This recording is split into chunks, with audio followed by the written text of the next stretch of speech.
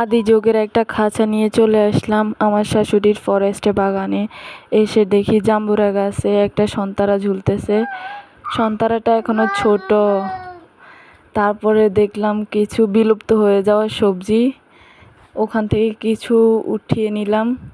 তারপরে এগুলা কি কেউ চিনেন কিনা জানি না, কিন্তু এগুলা এখন আর বাংলাদেশে তেমন একটা পাওয়া যায় না। এগুলা প্রায় বিলুপ্ত হয়ে যাওয়ার পথে। কিছু নিয়ে নিলাম। এই শাকটা দেখছেন উঠছে কোথায়? এখন ওখান থেকে নিই কেমনে বলেন?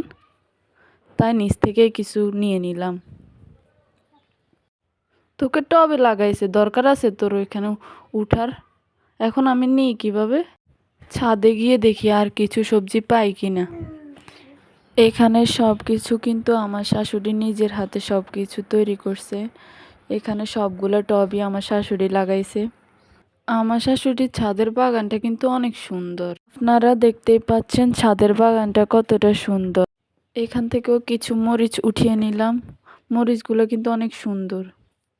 নিজেদের বাগানের শাকসবজি দেখতে যতটাই সুন্দর, খেতে আরো বেশি মজাদার। তারপর গিয়ে দেখি পেঁপে পেঁপে পাকছে কিনা।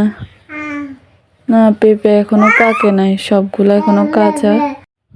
অনেক খুঁজে খুঁজে তো এগুলা নিলাম। দেখি আমার শাশুড়ি এগুলা দিয়ে কি বানায়। দেখতে চাইলে কমেন্ট করুন।